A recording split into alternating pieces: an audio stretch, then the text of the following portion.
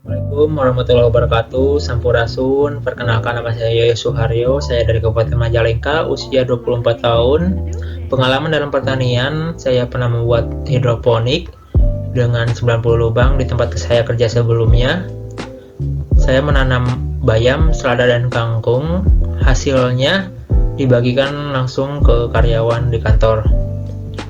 Pengalaman dalam wirausaha pertanian saya tidak punya, tapi saat ini saya sedang merintis sebuah usaha di budidaya lidah buaya. Kenapa lidah buaya? Pertama, karena budidayanya itu mudah dan murah, lalu kebutuhan pasar tinggi, dan menurut saya budidaya lidah buaya itu bukan sekedar menjadi petani, tetapi menjadi seorang pebisnis.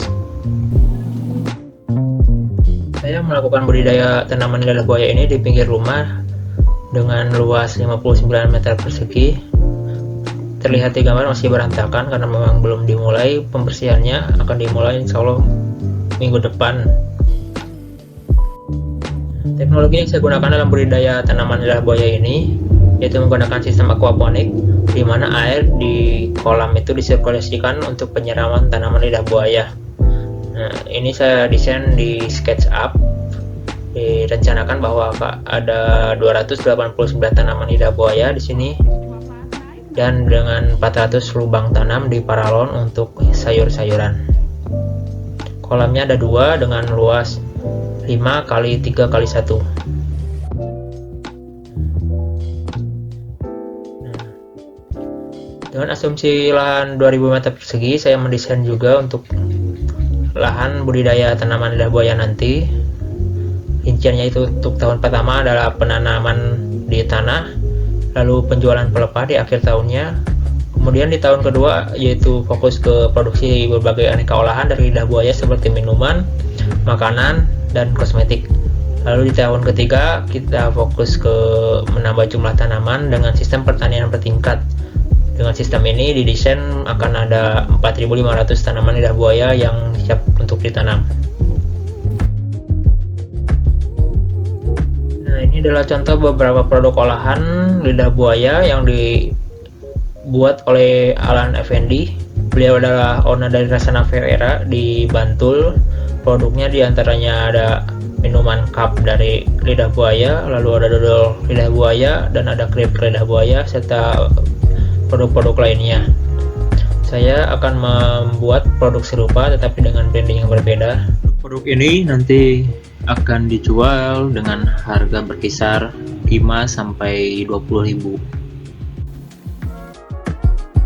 Nah, untuk strategi bisnis, saya sedang membangun sebuah website dengan alamat musimtani.blogspot.com, masih dalam tahap pembangunan. Bisa dilihat contohnya di gambar.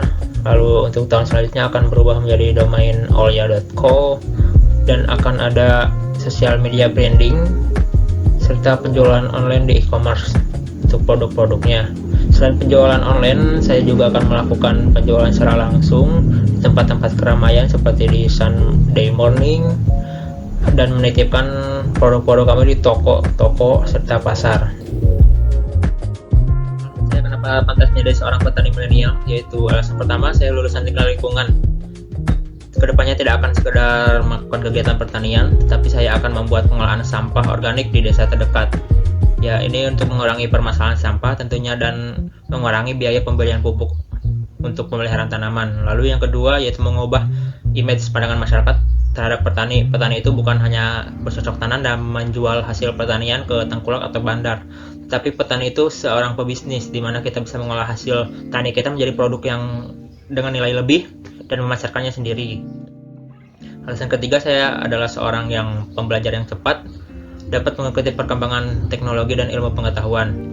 Harapan saya dari program petani milenial ini yaitu yang pertama, mendapatkan ilmu yang bermanfaat mengenai segala aspek di pertanian tentunya, lalu mempunyai bisnis berkelanjutan dengan bimbingan dari dinas setempat. Lalu saya juga bisa menjadi seorang yang bisa berguna bagi masyarakat dan negara ke depannya.